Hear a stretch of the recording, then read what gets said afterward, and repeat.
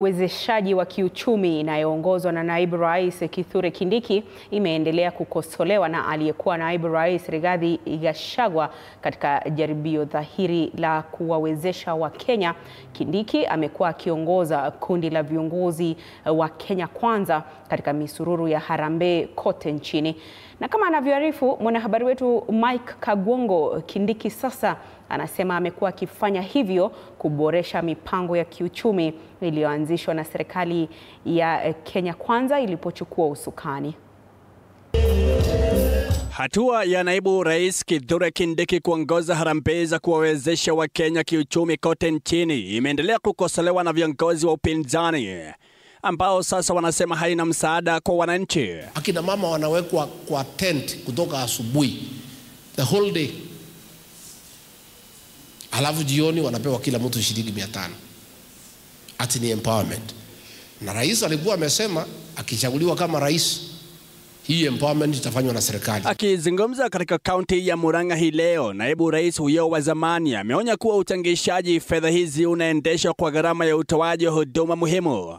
Kulingana na Gachagua, fedha ambazo ziliinuiwa kufadhili masuala muhimu nchini zimehamishiwa kwenye mipango inayodaiwa kuwa ya uwezeshaji. So kama jamii tuko na shida, na shida yetu kubwa ni wasaliti wa jamii. Kwa hivyo mimi nataka tukubaliane, hao wabunge wote ambao wanatembea na rais na kuja kutukosea heshima, kuleta mchele na maharagwe na kuungana na yeye akiumiza watu wetu, wote tuwafukuze. Tutawafukuza. Hata hivyo, Kindiki akiwa katika eneo bunge la Kabete, kaunti ya Kiambu, amesisitiza kuwa kampeni za uwezeshaji wa jamii zilianzishwa ili kusaidia wanabiashara wadogo kupata hela za kuanzisha biashara. Kama wewe hutaki kusimama na wananchi, ni sawa sawa. Waachia wale ambao wako tayari kusimama na wananchi, tusimama na wananchi. Na katika kile kilichoonekana kuwa kurushiana maneno kati ya vigogo hawa wawili wa kisiasa, baada ya Gachagua kushutumu kundi la wanamuziki wa Kikuyu waliozuru nyumbani kwa Kindiki, sasa Kindiki amemwomba mtangulizi wake kuheshimu kazi yake. Ati wameitwa pale Karen juzi na huyu mtu anaitwa Mr. Moneybags. Ati wanaambiwa wakuje wadanganye nyinyi SHA inafanya kazi. SHA inafanya kazi.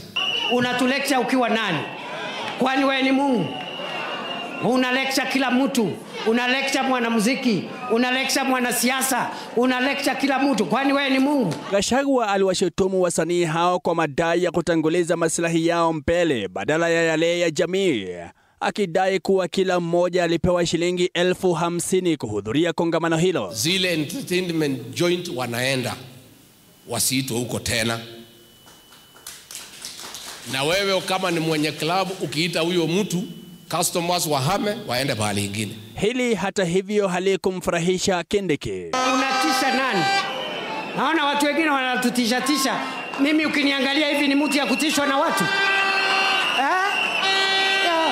Tuheshimiane bwana. Tuheshimiane. Na wanamuziki walikuja 50, mimi naita wanamuziki 500 wakuje pale Karen. Tujua utafanya nini. Hao wameenda kukaa na wale watu ambaye wametuumiza, wametuletea hizo shida. So you unfollow those artists? Wao unaamurisha kama nani? Tuheshimiane my friend. Mimi ni mtu ya heshima, lakini my friend, if you come within shooting range, we will deal with you. Viongozi hao wawili wanapigania nafasi ya uongozi wa Mlima Kenya katika juhudi za kuimarisha uungwaji mkono kabla ya uchaguzi mkuu wa mwaka 2027. Mike Kagwongo, TV 47, Nairobi.